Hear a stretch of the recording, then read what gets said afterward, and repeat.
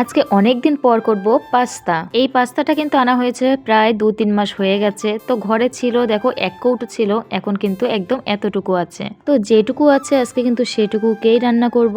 তোমাদেরকে আজকে একটা আমি সত্যি কথা বলি, জানো তো আগে আমি ভাবতাম যে পাস্তা হয়তো বড় লোকদের খাবার। স্কুলে যখন বান্ধবীরা টিফিন নিয়ে আসতো পাস্তা, ভাবতাম বাবা ওরা কতটাই না বড় লোক যে ওরা পাস্তা খায়। আসলে কোনোদিনও দোকানে গিয়ে না পাস্তার দাম জিজ্ঞেস করা হয়েছে, না খাবো বলে কোনোদিনও মা বাবার কাছে বায়না করতে পেরেছি। আর আমি ভাবতাম যখন আমার অনেক অনেক টাকা হবে তখন আমি পাস্তা করে খাবো। তবে এখন আমি পাস্তা খাচ্ছি মানে তার মানে এই নয় যে আমি এখন অনেক বড় লোক হয়ে গেছি, আমার কাছে অনেক অনেক টাকা আছে, একদমই সেটা নয়। আসলে এখন সময় পাল্টেছে, আমার মানসিকতা পাল্টেছে। এখন বুঝি পাস্তার দাম এতটাও বেশি নয় যে তখন আমরা কিনে খাওয়ার মতো অবস্থা ছিল না।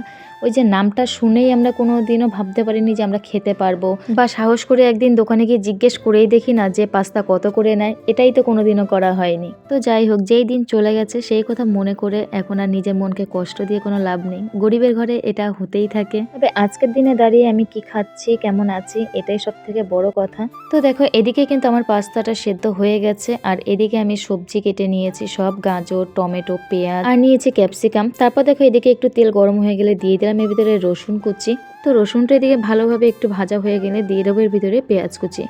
তো পেঁয়াজটা ভালো করে এদিকে ভাজতে থাকলাম। পেঁয়াজটা হালকা লাল লাল হলে তার ভিতরে কিন্তু দিয়ে দেবো একটু 4টে লঙ্কা কুচি। তারপর দিয়ে দিলাম এদিকে গাজর।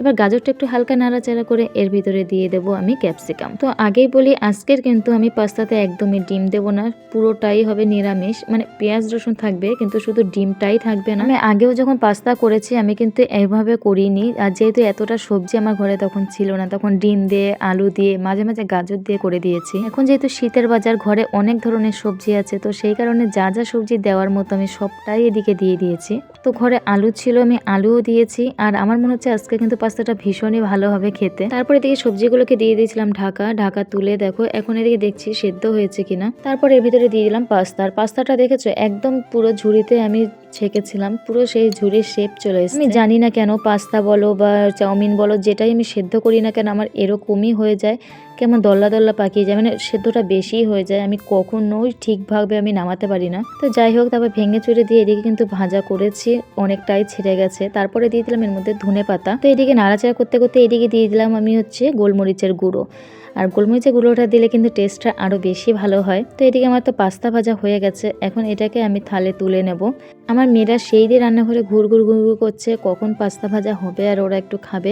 আসলে ওরা অনেকদিন ধরেই বায়না করছিল পাস্তাটা করে দেওয়ার জন্য। তো আমার পাস্তা কিন্তু পুরোপুরি রেডি, দেখতে কিন্তু দারুণ লাগছে। এদিকে গরম বলে আমি একটু ছোট মেয়েকে খাইয়ে দিচ্ছিলাম, যেহেতু অনেকটাই গরম, ও একা একা খেতে পারবে না। আর ওর দেখো ভীষণই ভালো লেগেছে খেতে। তোমরাও এভাবে ট্রাই করো, সত্যি অপূর্ব হয়েছে খেতে।